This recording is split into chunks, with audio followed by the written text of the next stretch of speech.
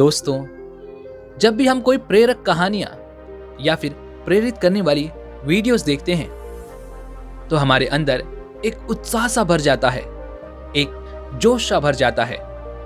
लेकिन यह जोश, यह उत्साह कितने समय के लिए होता है? अधिकांशतः लोगों के लिए यह केवल 2 मिनट तक ही काम करता है और कुछ लोगों के लिए ये 2 दिनों तक काम कर जाता है। लेकिन 2 मिनट हो या फिर 2 दिन, इससे क्या फर्क पड़ता है? हमें तो कुछ इस तरह से प्रेरित होना चाहिए जो निरंतर रहे, जो जीवन पर्यंत रहे। और ऐसी प्रेरणा आपको किसी भी वीडियो या फिर किसी भी प्रेरित करने वाली कहानियों से नहीं मिलने वाली। ऐसी प्रेरणा आपके भीतर ही है। आपके भीतर ही वो उत्साह है, वो जोश है जिससे आप अपने जीवन के हर बड़े से बड़े लक्ष्य को हासिल कर सकते हैं। लेकिन इसे आपको खुद पहचानना होगा। उसके बाद आपके अंदर एक ऐसा जोश, एक ऐसा उत्साह जन्म लेगा जो निरंतर रहेगा। अब आप में से अधिकांश लोग ये सोच रहे होंगे, जब भी मैं अपनी जोश को पहचानता हूं, जब भी मेरे अंदर वो उत्साह जागता है, तो मुझे मेरा आलस रोक लेता है। और कई लोग तो यह भी सोच रहे होंगे कि हमारे पास तो उतनी ताकत ही नहीं है कि हम अपने लक्ष्य को हासिल कर सके, तो केवल प्रेरणा से क्या होगा?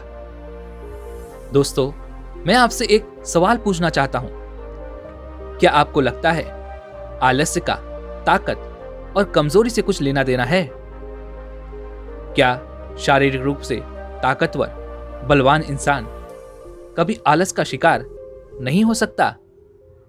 और इसी के विपरीत कोई शारीरिक रूप से कमजोर क्या जोशीला और उत्साह से भरा हुआ नहीं हो सकता? आपने अपने आसपास ऐसे कई लोगों को देखा होगा जो हमेशा ताकत से भरे हुए रहते हैं। वह घंटों व्यायाम करते हैं, लेकिन फिर भी वह आलसी होते हैं। उनका मन किसी और काम में नहीं लगता। ऐसा भला क्यों होता है? जो इतना ताकतवर है, वो किसी भी कार्य को झट से कर सकता है, लेकिन फिर भी वह अपने आलस्य के कारण परेशान है। तो इससे आपको यह बात तो समझ में आ चुकी होगी कि आलस्य और ताकत का एक दूसरे से कुछ भी लेना देना नहीं है। हमारे अंदर जो जोश है, जो उत्साह है, यह कभी भी जन्म ले सकता है। बस हमें इसे समझने की जरूरत है।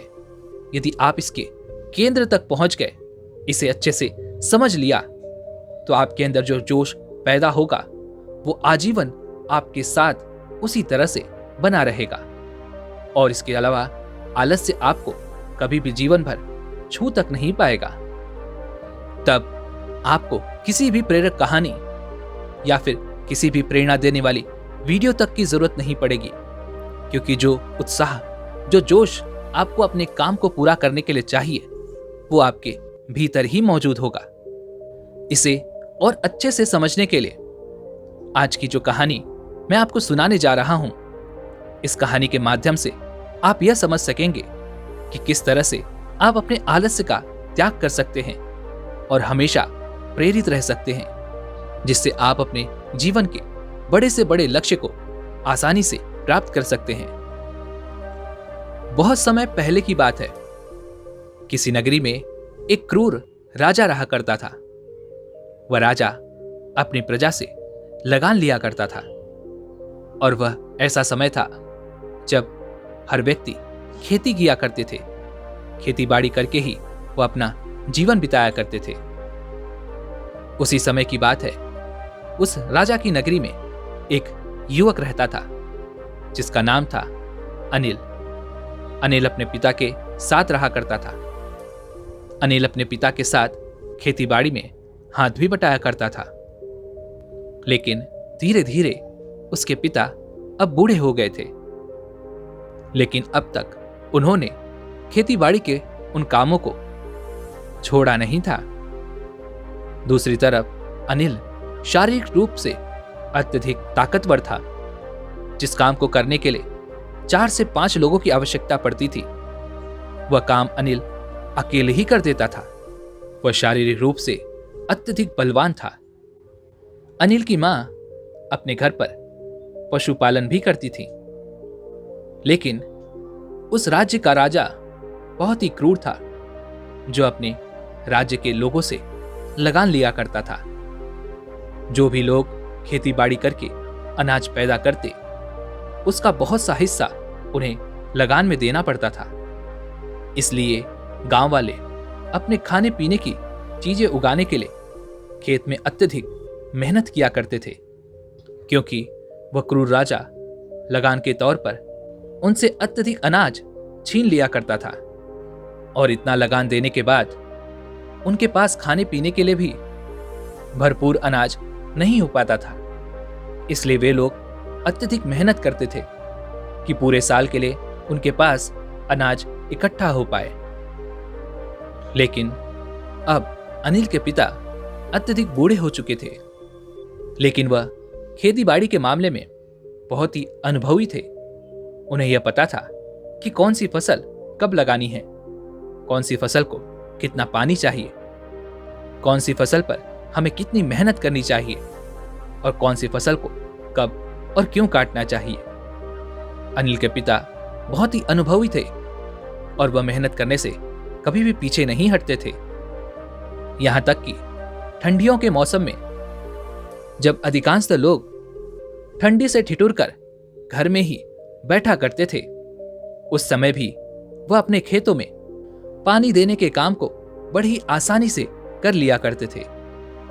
लेकिन समय के साथ उनकी उम्र अत्यधिक बढ़ चुकी थी और अब उन्हें कुछ साफ साफ दिखाई भी नहीं पड़ता था।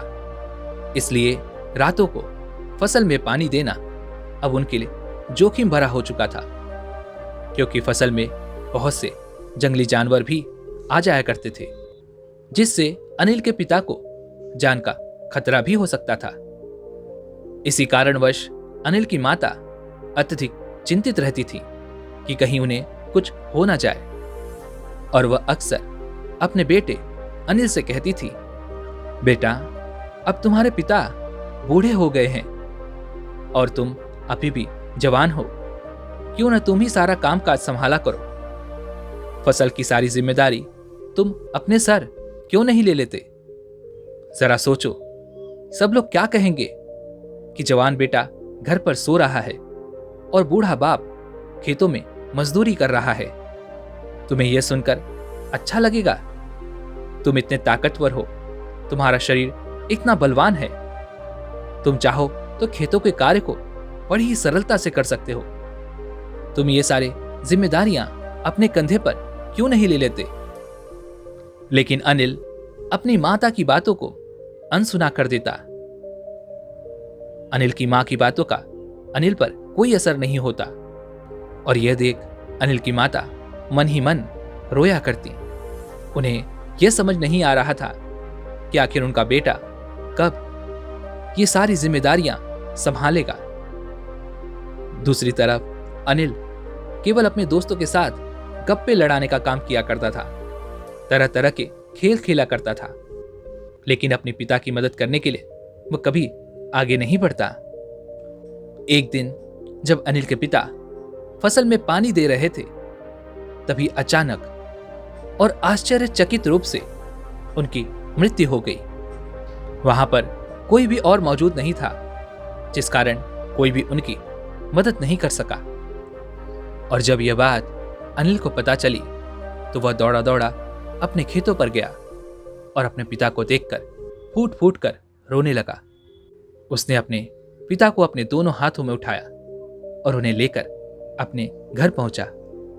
उसके घर पर सन्नाटा छा चुका था और अब उसके घर पर कोई भी ऐसा नहीं था जो घर की जिम्मेदारियां उठा सके, अपने कंधों पर ले सके। अब उसके घर पर केवल अनिल और उसकी मां ही बचे हुए थे, और अब से पूरी जिम्मेदारी अनिल के कंधों पर आ चुकी थी। अनिल ने कभी यह तक नहीं सोचा था कि उसका जीवन आगे किस तरह चलेगा। अब तक तो अनिल बेफिक्र रहता, खेला करता, कूदा करता, अपने दोस्तों के साथ गप्पे हाका करता, लेकिन अब सारी जिम्मेदारी अनिल के कंधों पर आ गई थी। लेकिन अनिल को खेती करनी नहीं आती थी। फसल किस तरह से उगाई जाती है ये उसे नहीं पता था। फसल की देखभाल कैसे की जाती है, फसल को किस तरह से पानी दिया जाता है, इन सब चीजों के बारे में उसे कुछ भी जानकारी नहीं थी। जैसे तैसे उसकी मां ने उसे ये सारी बातें, उसे ये सारी जानकारी दी, उसे ये सब कुछ धीरे धीरे सिखाया। लेकिन अनिल की तो अब आदत बन चुकी थी मौज मस्ती करना, खेलना कूदना, दोस्तों के साथ गप्पे मारना, जिस कारण उसका मन इन कामों में नहीं लग रहा था। धीरे धीरे यूं ही समय बीतता गया और एक दिन वो समय भी आ गया जब क्रूर राजा के सैनिक लगान वसूलने गांव आ पहुंचे। अनिल अपने खेतों की देखभाल ठीक से नहीं किया करता था, जिस कारण उसके खेतों में अनाज बहुत कम हुए थे, जबकि दूसरों के खेतों में अनाज लहलहा रहे थे। उनके खेतों में भरपूर अनाज हुआ था, पर उसमें से आधे से ज्यादा हिस्सा उस क्रूर राजा के सैनिकों ने लगान के रूप में वसूल लिया और उसे लेकर वे सब चले गए। और जैसा कि अनिल की फसलें उतनी अच्छी नहीं हुई थी, जिस कारण सारा का सारा अनाज उस क्रूर राजा के सैनिकों ने लगान के रूप में अनिल से वसूल लिया था। और अब अनिल के घर पर खाने के भी लाले पड़ चुके थे। दाने दाने के लिए उसकी मां और अनिल पड़ोसियों की मोहताज हो चुकी थी। उसकी मां को इस तरह से मांगना अच्छा नहीं लगता था, लेकिन वह अब कर भी क्या सकती थी। अनिल ने फसलों पर ध्यान नहीं दिया, जिस कारण फसल अच्छी नहीं हुई और अनिल अब अपनी बुरी आदतों का शिकार हो चुका था। वह बहुत आलसी हो चुका था। धीरे धीरे उसके खेत बंजर पड़ रहे थे और कोई भी उसके घर से अनाज उगाने वाला अब नहीं बचा था। यह देखकर अनिल की मां मन ही मन रोया करती। वह सोचती कि अगर अनिल के पिता होते तो आज हमारी जमीन इस तरह से बंजर नहीं पड़ती, हमारे खेतों में भी फसल लहलहा रही होती और हमें खाने के लिए भी पड़ोसियों से इस तरह से अनाज ना मांगना पड़ता। यह सब सोचकर अनिल की मां को बहुत दुख हुआ, उन्हें बहुत ठेस पहुंची, जिस कारण वो भी बीमार रहने लगी। उनके मन में केवल एक ही विचार रहते कि जो परिवार कुछ समय पहले इतना धन संपन्न था, उसके पति के चले जाने के बाद उन्हें पड़ोसियों का मोहताज होना पड़ा। अनिल की मां अक्सर अनिल को समझाने का प्रयास करती, कोशिश करती कि अनिल एक बार फिर से अपने खेतों पर ध्यान दे, वह अपने खेतों में मेहनत करे, जिससे हमारी आर्थिक स्थिति एक बार फिर से सुधर जाए और उन्हें लोगों के पास इस तरह से अनाज मांगने ना जाना पड़े। लेकिन उनकी बातें सुनने के बाद भी सुनील केवल कुछ देर तक ही जोश में रहता, उत्साह में रहता और उसी उत्साह में वह अपने खेतों पर पहुंच जाता। लेकिन कुछ देर बाद उसका यह उत्साह पूरी तरह से ठंडा पड़ जाता और फिर से वह अपनी पुरानी जीवन शैली अपना लेता।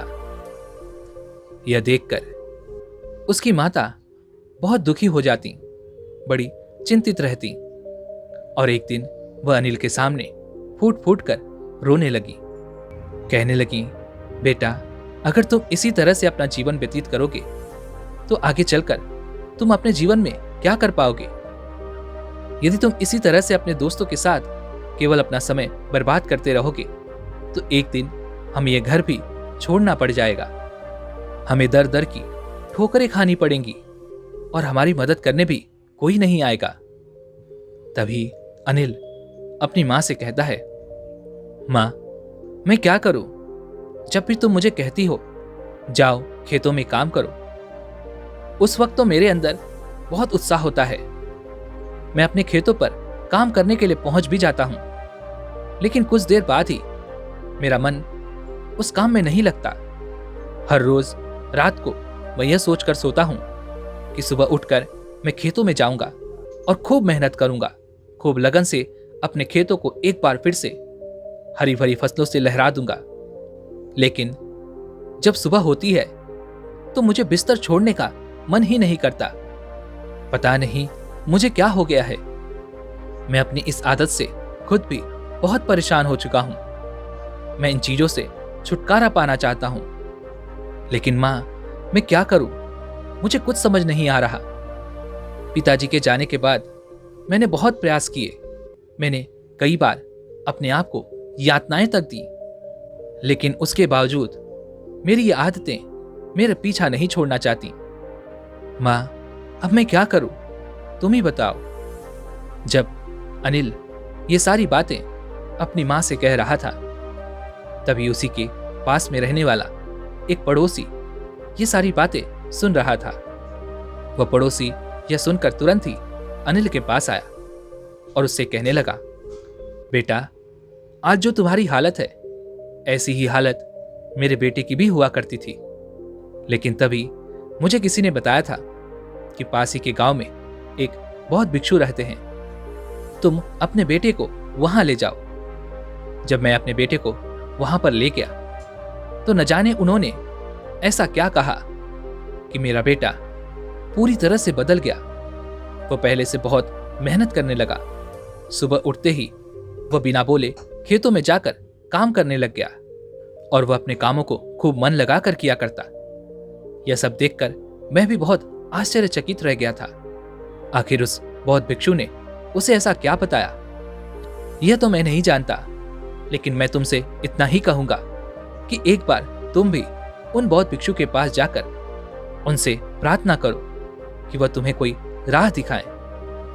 यदि तुम्हारा कुछ फायदा ना हुआ तो नुकसान भी तो नहीं होने वाला।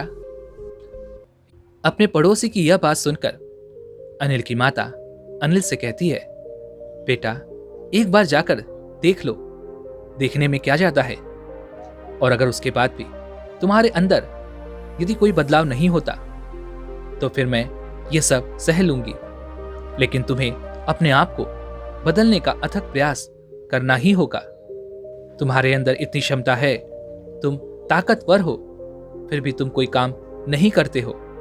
इसलिए तुम्हें एक बार उन बौद्ध भिक्षु से जाकर मिलना ही चाहिए। मुझे पूरा यकीन है कि उन बौद्ध भिक्षु के पास से आने के बाद तुम्हारा पूरा जीवन पूरी तरह से बदल जाएगा। अनिल अपनी माता की बातों पर विश्वास कर लेता है और उनकी बात मानकर वह अगले दिन सुबह सुबह ही उन बौद्ध भिक्षु के पास पहुंच जाता है। वहां जाकर वह उन्हें प्रणाम करता है और उन्हें अपनी सारी समस्या बता देता है। उसकी सारी समस्याएं सुनकर वो बौद्ध भिक्षु उससे कहते हैं, बेटा, तुम रात को यह सोचकर सोते हो कि तुम्हें सुबह खेतों में काम करना है, लेकिन सुबह तुम जल्दी नहीं उठ पाते। ऐसा क्यों होता है? इस बात का जवाब देते हुए अनिल उन बौद्ध भिक्षु से कहता है, हे गुरुवर, ऐसा क्यों होता है, इसी का जवाब जानने के लिए तो मैं आपके पास आया हूं। तभी वह बौद्ध भिक्षु अनिल से कहते हैं, क्या तुम अपने आप को बदलना चाहते हो? तभी अनिल इस बात का जवाब देते हुए कहता है, हाँ गुरुवर, मैं अपने आप को पूरी तरह से बदल देना चाहता हूं। मैं मेहनत और लगन के साथ अपने खेतों में काम करना चाहता हूं, अपनी मां के आंसू पोंछना चाहता हूं। तभी वह बौद्ध भिक्षु अनिल से कहते हैं, बेटा, यह तो अच्छी बात है, लेकिन तुम्हारा सोचना बस इतना सा है कि तुम अपने आप को 2 मिनट में ही बदल देना चाहते हो। 2 मिनट तक तुम्हारे अंदर जोश और उत्साह उठता रहेगा और फिर से वह ठंडा पड़ जाएगा। इसी कारण से जब तुम रातों को सोते हो तो यह सोचते हो कि सुबह मुझे जल्दी उठना है, खेतों में जाना है, काम करना है। लेकिन जब तुम सुबह उठते हो तो तुम्हें यह सब बिल्कुल याद नहीं रहता। तुम्हारे अंदर से वह जोश, वो उत्साह पूरी तरह से खत्म हो जाता है और यह 2 मिनट का जोश, यह उत्साह तुम्हें जीवन भर केवल तकलीफ ही देगा। और जब तुम अपने किसी भी कार्य को पूरा नहीं कर सकोगे तब तुम्हारे मन में यह विचार भी उत्पन्न होंगे कि यह जोश, यह उत्साह सब व्यर्थ हैं, कुछ काम नहीं करता, ये सब बेकार की बातें हैं। इसलिए कभी भी किसी भी बात पर जोशीले मत हो जाओ। अपने मन को शांत रखो। शांत प्रवृत्ति के साथ एक निरंतर जोश और उत्साह पैदा करने की कोशिश करो। इसके लिए मैं तुम्हें ऐसे 5 रास्ते बताता हूं, ऐसे 5 उपाय बताता हूं, जिससे तुम अपने अंदर उस जोश और उस उत्साह को पैदा कर सकोगे जो निरंतर, जो जीवन भर तुम्हारा साथ देगा। और उसके बाद तुम्हें कोई भी कार्य करने में कभी कोई परेशानी नहीं आएगी। लेकिन इससे पहले तुम्हें मुझे यह वचन देना होगा कि तुम मेरे इन 5 सिद्धांतों को अपने जीवन में अवश्य उतारोगे। यह सुनकर अनिल उन बौद्ध भिक्षु से कहता है, हे गुरुवर, यदि यह 5 बातें, यह 5 सिद्धांत मेरे जीवन को पूरी तरह से बदल सकते हैं तो मैं इन्हें अपने जीवन में अवश्य उतारूंगा। मैं आपको वचन देता हूं। यह बात सुनकर वह बौद्ध भिक्षु अनिल से पहला सिद्धांत बताते हुए कहते हैं, अपने लक्ष्य की तरफ हर रोज निरंतर एक एक कदम आगे बढ़ाने का फैसला करो। तुम्हें अपना काम एक दिन में खत्म नहीं करना है। एक बार यह सोचकर देखो कि क्या तुम अपने काम को एक दिन में खत्म कर सकते हो? क्या तुम एक दिन में अपने खेतों में फसल उगा सकते हो? नहीं, क्योंकि फसल उगने का काम धीरे धीरे ही होगा। इसलिए तुम फसल उगाने की तरफ एक एक कदम आगे बढ़ाओ। जैसे कि यदि फसल उगाने की बारी आए तो पहले तुम अपने खेतों को तैयार करो, उसे उपजाऊ बनाओ। उसके बाद जैसी जैसी प्रक्रिया की जाती है उन सभी प्रक्रियाओं को धीरे धीरे अपनाते जाओ। ऐसा करने से तुम्हारे अंदर का जोश और उत्साह कम होने की बजाय लगातार निरंतर बढ़ता चला जाएगा। क्योंकि जैसे जैसे तुम हर एक दिन, हर एक कदम अपनी मंजिल की ओर आगे बढ़ते रहोगे तो तुम्हें अपनी मंजिल की ओर बढ़ने का एहसास होगा और तुम खुशी महसूस कर पाओगे। तुम्हें यह भी एहसास होगा कि मंजिल तुम्हारी तरफ और नजदीक आ रही है।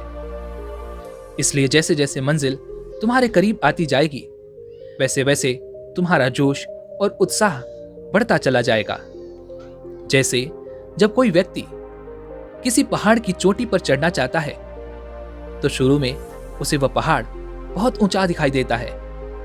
शायद एक आदमी उस पहाड़ की ऊंचाई को देखकर ही यह फैसला कर ले कि उसे इस चढ़ाई को चढ़ना है या नहीं। लेकिन जब कोई व्यक्ति यह दृढ़ निश्चय करता है कि उसे उस चढ़ाई को चढ़ना ही है और उसके लिए वह केवल सोचता नहीं बल्कि उस चढ़ाई को शुरू करता है तो धीरे धीरे ही सही, लेकिन वह उस पहाड़ की चोटी तक अवश्य पहुंचता है। और जैसे जैसे वह पहाड़ की उस चोटी के और करीब पहुंचता है वैसे वैसे उसके कदम और तेजी से बढ़ने लगते हैं, क्योंकि उसे अब यह नजर आने लगता है कि वह अपनी मंजिल के करीब है, जिससे उसके अंदर का जोश और उत्साह लगातार बढ़ता चला जाता है। उसके अंदर न जाने ऐसी शक्ति आ जाती है जो अपने मंजिल तक पहुंचने में उसकी मदद करती है। इसलिए पहला सिद्धांत यही है कि अपनी मंजिल की ओर रोज एक कदम आगे बढ़ाओ, ना ज्यादा ना कम। अगला सिद्धांत यह है कि जब हम रात को खाना खाते हैं तो उसके बाद अधिकांशतः लोगों की आदत है कि वह नशीले पदार्थों का सेवन भी करते हैं, जिससे हमारा शरीर कमजोर होने लगता है और उसका आदी होने लगता है, जिस कारण हमारे शरीर के अंदर वह ऊर्जा नहीं रह जाती। और जब हम किसी कार्य को करने का निश्चय करते हैं तो हम अपने आलस्य के कारण, अपनी उस कमजोर शरीर के कारण उस कार्य को पूरा नहीं कर पाते और इस कारण हमारे मन में शंका पैदा होने लगती है कि क्या हम इस कार्य को कर सकते हैं या नहीं, और यह अच्छी बात नहीं। इसलिए इन चीजों से छुटकारा पाना तुम्हें आवश्यक है। और यदि तुम इन नशीले पदार्थों से छुटकारा पाना चाहते हो तो इसके लिए भी एक विधि है, लेकिन इसे तुम्हें 21 दिनों तक और हर रोज सुबह 5 मिनट के लिए करना होगा। तुम्हें तिल का तेल लेना है, अपने मुंह में भरना है और इसकी कुल्ली करनी है और कुल्ली करने के बाद तुम्हें इसे बाहर फेंक देना है। यह प्रक्रिया तुम्हें अगले 21 दिनों तक प्रयोग में लानी होगी और सुबह हर रोज 5 मिनट के लिए, जिससे तुम्हारे अंदर के उन सभी नशीले पदार्थ पूरी तरह से खत्म हो जाएंगे और तुम्हारा शरीर एक बार फिर से पूरी तरह से ऊर्जावान हो जाएगा, ताकतवर हो जाएगा। आगे वह बौद्ध भिक्षु अनिल को तीसरा सिद्धांत बताते हुए कहते हैं कि आलस्य को जड़ से निकाल फेंकने का एक और बहुत ही असरदार उपाय है कि स्वाद को भुलाकर वह खाओ जो तुम्हें सीधा प्रकृति से प्राप्त हो रहा है। दोस्तों, हम अक्सर वह चीजें खाते हैं जो इंसान के हाथों द्वारा बनाई जाती है, जिसमें तरह तरह के तेल मसाले उपयोग में लाए जाते हैं, लेकिन हम सीधा प्रकृति से मिलने वाले भोजन को कभी ग्रहण नहीं करते। इसलिए जो भोजन हमें सीधा प्रकृति से मिलता है, जैसे कि फल, सब्जियां, अनाज की रोटियां और भी बहुत कुछ, इस तरह का खाना खाने से हमारे शरीर का आलस्य दूर रहता है, हमारा शरीर ऊर्जावान बना रहता है। लेकिन आपने तो देखा ही होगा अपने आसपास या अपने घर में ही कि आजकल के लोग केवल स्वाद के लिए खाना खाते हैं। वह ऐसी चीजें खाते हैं जिससे उनके शरीर को कोई लाभ नहीं। जैसे कि बाजार में कई तरह के ऐसे पकवान आपको मिल जाएंगे जिसके अंदर तरह तरह के तरल पदार्थों का इस्तेमाल किया जाता है, जिससे आपके शरीर को कोई ऊर्जा नहीं मिलती, बल्कि जब आप उनका सेवन करते हैं तो आपके शरीर में नशीले पदार्थ आपके शरीर से चिपक जाते हैं, जिसके कारण आपको भविष्य में बड़ी बड़ी बीमारियों का सामना भी करना पड़ता है। तो भला ऐसा भोजन करने से क्या फायदा? इससे अच्छा है कि हम प्रकृति द्वारा प्राप्त उन भोजनों का सेवन करें जिससे हमारा शरीर ऊर्जावान बना रहे, ताकतवर बना रहे।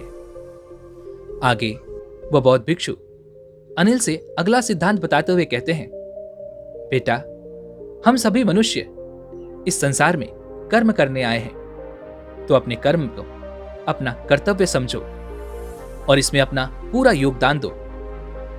जरा आप भी सोचिए कि आप एक मनुष्य हैं और यदि आप मनुष्य ना होते तो शायद कोई जीव जंतु, कोई पत्थर या फिर कोई ऐसी चीज जिसके अंदर कोई जीव ना हो, लेकिन आपने एक इंसान रूपी जन्म लिया है और इसका आपको लाभ उठाना चाहिए और जिसका आपको पूरा उपयोग करना चाहिए। आपको अपना योगदान इस संसार में देना चाहिए, इसलिए आपको अपने कर्मों को पूरा करना ही होगा और उस कर्मों के पूरा किए बिना संसार में कोई मुक्ति नहीं। और अगर आप इस सिद्धांत को समझ लेते हैं कि मेरा इस संसार में क्या योगदान है, मेरे क्या कर्म हैं, तो आपके अंदर से वह आलस्य खुद ब खुद खत्म हो जाएगा और आप कर्म करके इस संसार में अपना भरपूर योगदान दे सकेंगे।